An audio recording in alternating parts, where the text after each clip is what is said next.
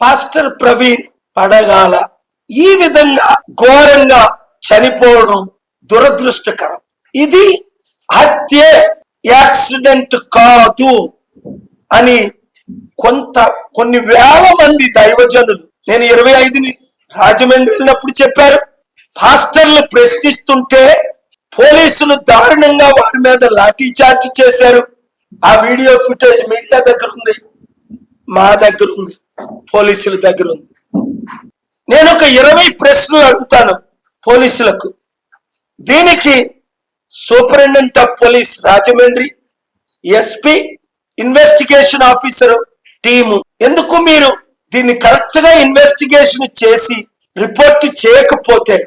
ఇది international issue. 300 కోట్ల క్రైస్తవులు 200 దేశాల్లో, 200 కోట్లు ముస్లింస్ 200 దేశాల్లో. అనేక ప్రశ్నలు అడుగుతున్నారు. భారతదేశంలో మైనారిటీస్ కి, ముఖ్యంగా క్రిస్టియన్స్, ముస్లింస్ కి ఏమైనా న్యాయం జరుగుతుందా?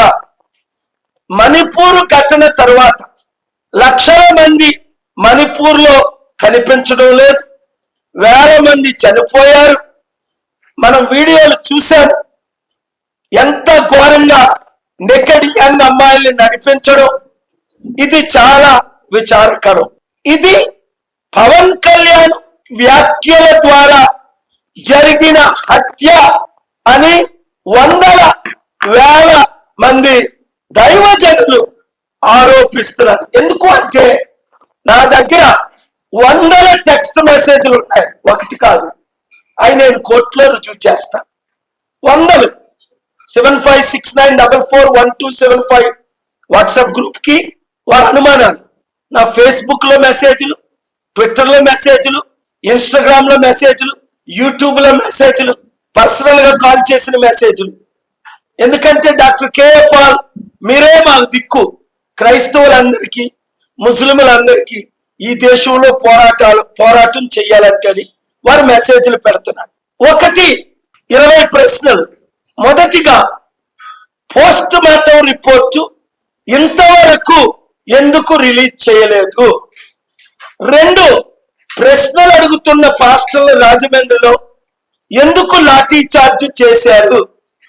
3 నాతో పోస్ట్ మార్టం సూపరింటెండెంట్ తో కలుపుతానని ఎందుకు కలపలేదు? అక్కడ నేను కాముగా అందరినీ శాంతియుతంగా ఉంచిన తర్వాత.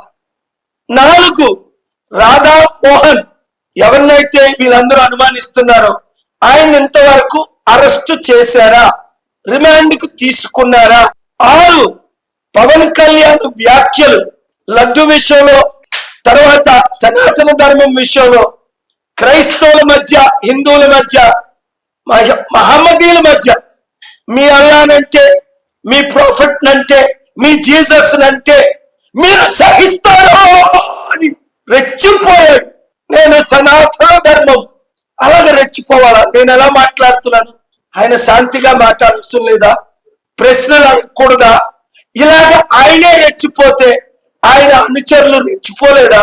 ఇంత ఘోరమైన హత్య జరగడానికి కేవలం Pawan Kalyan agenda, RSS agenda. ఆయన రెచ్చగొట్టిన మాటలు.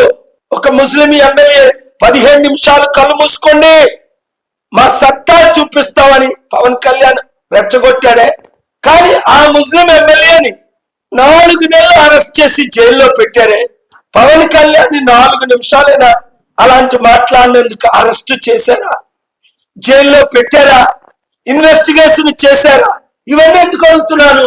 ఇంకా ఇలాంటి కొన్ని వందల వేలు జరగక, మణిపూర్ లో, ఉత్తరప్రదేశ్ లో, నాగాలాండ్ లో, మిజోరాం లో, అస్సాంలో, కేరళలో, తమిళనాడులో, ఆంధ్ర తెలంగాణలో, యూపీలో, అన్ని రాష్ట్రాల్లో ఇప్పుడు హత్యలు జరుగుతున్నాయి. దైవజనుల మీద హత్యలు, ముస్లిం లీడర్స్ మీద హత్యలు. ఇవి బ్యాడ్ నేమ్ ఎవరికి తీసుకొస్తుంది?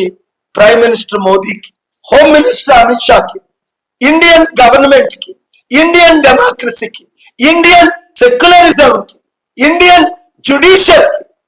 ఆర్టికల్ 19 నాకు ఇచ్చిన హక్కు, ఆర్టికల్ 1421 ఈ ప్రశ్నలు రేట్ చేయడానికి. ఆయన అంటాడు, ఎస్పీ ప్రశ్నలు అడుగుతున్నారు, పొలిటిసైజ్ చేస్తున్నారు, పోస్టులు చేస్తున్నారు, చర్యలు తీసుకుంటాం. ఏంట్రా నువ్వు తీసుకున్న చర్యలు? దేవుడు నీ మీద చర్య తీసుకుంటాడు. నేను చెప్పించానంటే రాజశేఖర రెడ్డి ముక్కలైపోయినట్టు నువ్వు యాక్సిడెంట్ అయి చేస్తా. నువ్వు తీసుకునే చర్యలేంటి? లీగల్గా మాట్లాడు.